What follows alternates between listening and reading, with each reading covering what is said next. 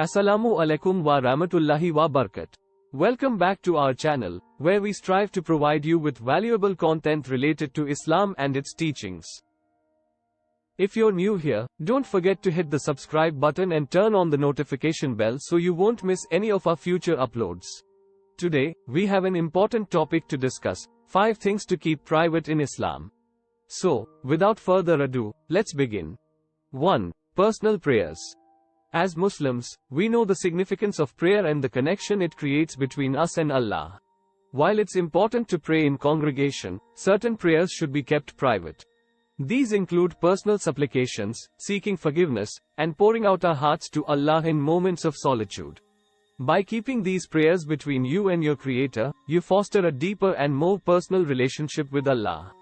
2. Acts of charity. Charity is a fundamental pillar of Islam, and it is highly encouraged to help those in need.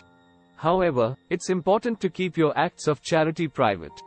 Allah says in the Quran, "If you disclose your charitable expenditures, they are good. But if you conceal them and give them to the poor, it is better for you." Quran 2:271.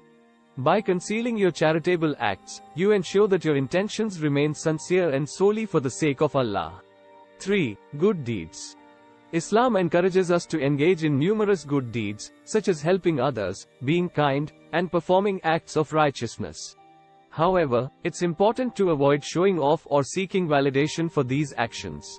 Allah advises in the Quran, "So whoever does an atom's weight of good will see it." Quran 99:7.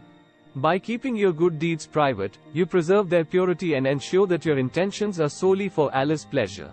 4. Personal fasting. Fasting holds immense rewards in Islam, both in this life and the hereafter. While fasting collectively during Ramadan is a shared experience, there are certain occasions when personal fasting should remain private. It could be fasting on specific days of the week, like Mondays and Thursdays, or fasting on special occasions for seeking closeness to Allah. Keeping personal fasts private allows you to deepen your devotion and spirituality without seeking attention from others.